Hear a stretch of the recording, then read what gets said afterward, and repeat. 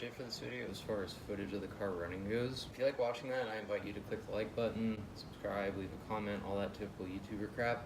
Anyway, onto the truck. If you're unfamiliar with this build, I have some other videos that will bring you up to speed. Check them out. I'm just going to be covering some of the stuff that I've done to the truck since the last video. I have gotten some metal wheels. I went with metal axles front and rear. I got the metal servo plate that I've chopped up into a bumper mount and a gyro mount. Got the new metal front bumper. This is a pretty new product. I haven't seen too many other trucks with this. It's really nicely made. They're about 20 bucks on eBay. I really recommend this piece. Upgraded the suspension, sort of.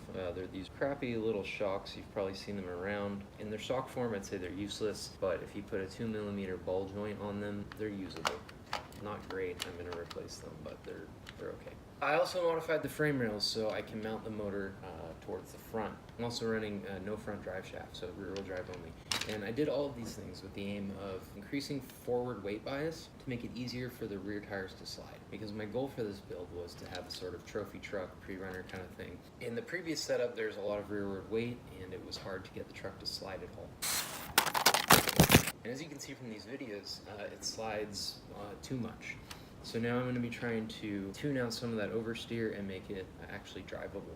And my plan for that is messing with different tire compounds and different tires. You can see right now I'm running kit tires on the front and the B1 tires on the back. I also have some RTR tires that I'm going to mess around with. And then I picked these up. They're listed as being WPL tires, but if you look closely, the tread pattern is actually different. Look at the tread box on the side. They're different. The tread pattern on the face is also different. The softness is somewhere between kit tires and RTR. I haven't messed with them much, but I'm interested to see how they do. Another thing that I've been messing around with is tire foam. What I did was I went to Home Depot and I bought some pipe insulation.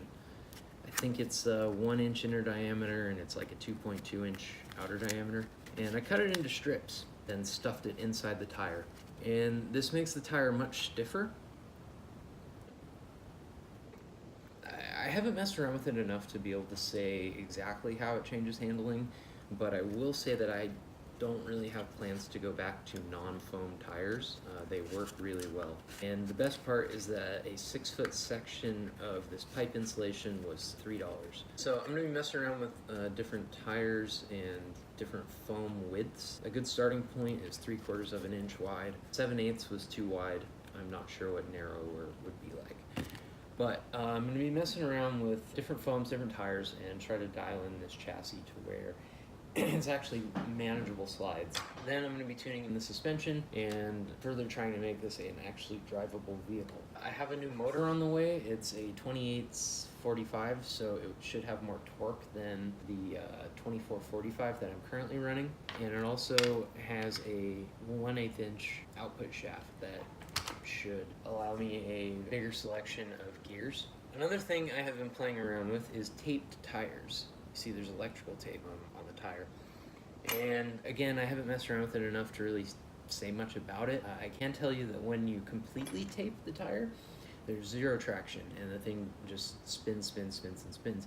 But it will do that on concrete, which is really interesting because usually on concrete all this truck does is traction roll. So with foam and some tape, I can actually make this thing driftable on concrete, which I'm pretty interested in figuring out how to make that actually drivable. So slowly, piece by piece, this truck's becoming more reliable. I'm breaking things less often, although still, every time I take it out, something breaks. And I'm learning how to finally dial it into a usable truck. Also, I don't mean to toot my own horn, but beep beep, I think that I'm getting better at filming stuff. So I'm excited to make more videos, and I think they're gonna get better. So I guess what I'm saying is thanks for watching, and stay tuned.